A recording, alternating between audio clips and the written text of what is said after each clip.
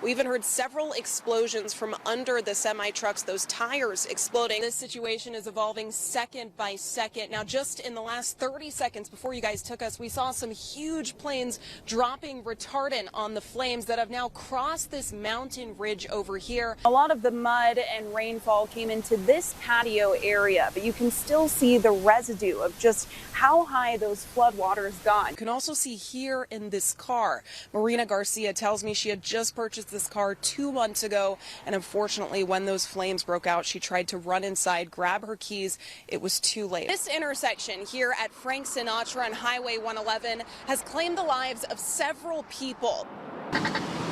And with no designated bike lane or CV Link crossing through Rancho Mirage, it's raising questions about what the city is doing to keep residents safe. Neighbors say they're still picking up the pieces from a massive windstorm that left behind damage like this. And just take a look right here. You can still see the remnants of that crash, this wall between these two homes. He also has a new tree this year. It was 22 feet tall last year. This year, 26 feet tall, up in the air. Just take a look at those gorgeous lights and ornaments. This year's theme is Be Heard, and let me tell you, the energy, the love, the community, the excitement, you can hear it, you can see it, you can feel it. It's going to be such a great day. This is actually the dad to both of the baby giraffes that were just born this past month.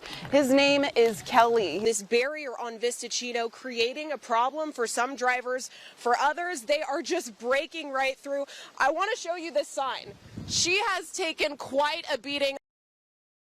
I've been tracking this fire all day, and as you can see behind me, there's really just a few hot spots left in this mountainside here in Moreno Valley. But something I do want to point out, this gate on this trailhead here off Cantabria Court, the fire getting so hot it's completely melted it. You can even see down there where firefighters just broke through to begin their attack on the flames. Now, this fire really affecting the entire Moreno Valley community.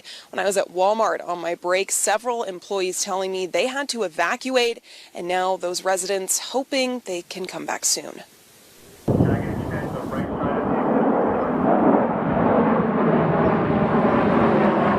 In the air and on the ground, firefighters battling the Springs fire in Moreno Valley, with flames getting as close as 600 feet away from homes like Cheryl Gleason's. It's just scary.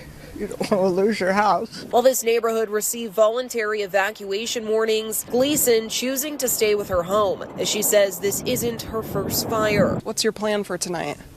Stay right here. Stay here. I'd rather be here with my house than worry if it's gone. She's one of many in the area who face the difficult decision. We're praying God will make sure spare our home, spare our neighborhood. Wait out the flames or leave everything and wonder what you'll come home to. As you can see, it's right there. So yeah, we're preparing for the worst right now. Try and water as much as we can and try and, I guess, help slow down the fire in case it does come down. We're gonna continue staying, or unless fire department says otherwise. Officials say the flames were powered by strong Santa Ana winds and dry brush that served as ample fuel. That's the largest concern, is the winds. The winds do keep shifting, and that changes the fire direction.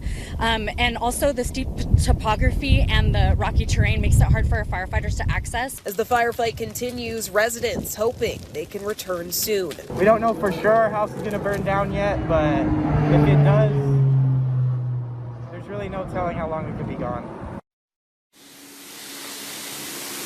As you can see, this Moreno Valley skyline behind us, not a lot of smoke and not a lot of planes or tankers we are hearing tonight. So, of course, heed all of those warnings for residents who are still evacuated.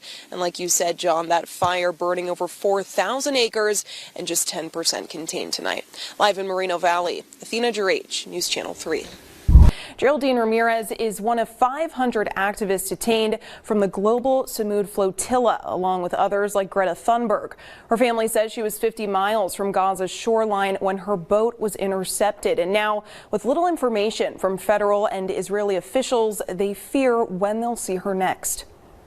If you're watching this video, I have been kidnapped by the IOF and taken to Israel against my will. Contact my government and tell them to end their complicity with Israel. The last words from Geraldine Ramirez, a Cathedral City woman aboard a humanitarian aid boat sailing to Gaza, have now come true. She was bringing help to people that need it.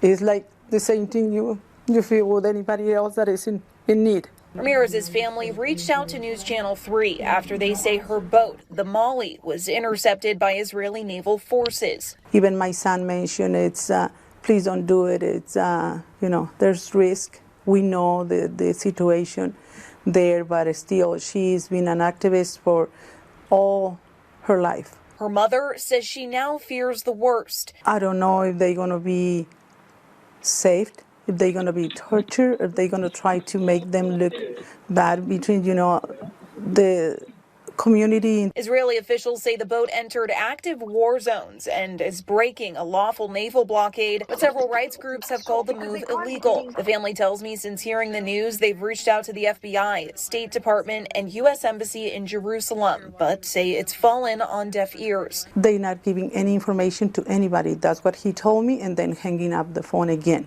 I reached out to the State Department, who said in a statement, "We take our commitment to assist U.S. citizens seriously and are monitoring the situation. The flotilla is a deliberate and unnecessary provocation. We're currently focused on realizing President Trump's plan to end the war, which has been universally welcomed as a historic opportunity for lasting peace." Her mother says a lifetime of activism led her daughter to this moment, and even while in custody, she doesn't think she has any regrets. I know she doesn't regret it. She's there to help, and she was bringing help to people that need it. If you are able to have a phone call with her, what would you tell her? That I love her, and then that hope everything back to normal and she return home safely.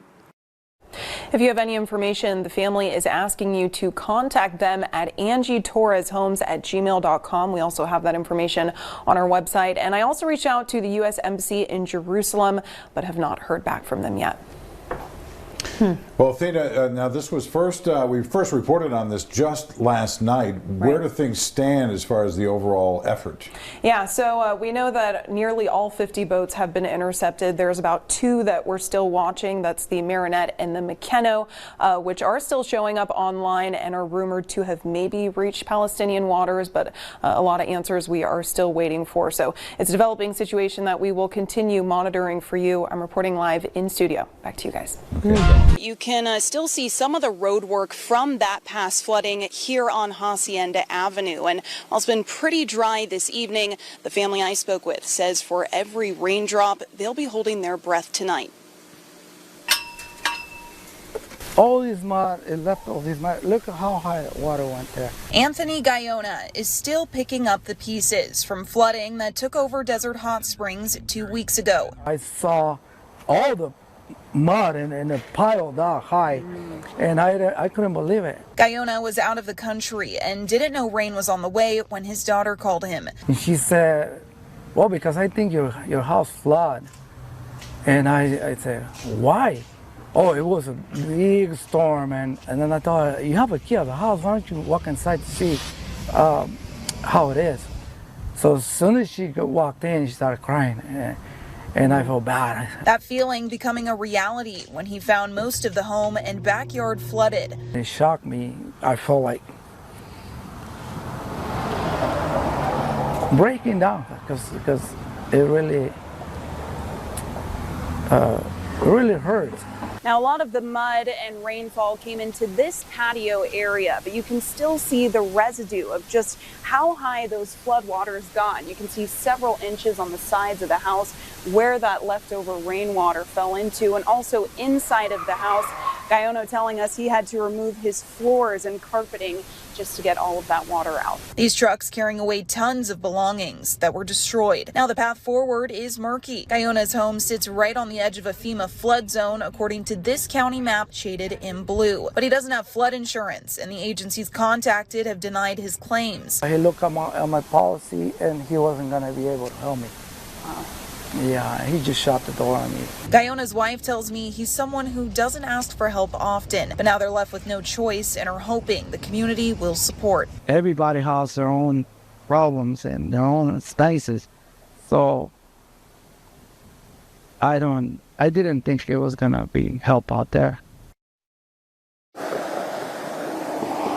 Now, that family telling me they do plan to pick up sandbags for the potential rain that could hit this area tonight or tomorrow. If you would like to help them, we do have a link to this QR code and GoFundMe on our website at kesq.com. I'm reporting live in Desert Hot Springs. Athena, Jreij, News Channel 3.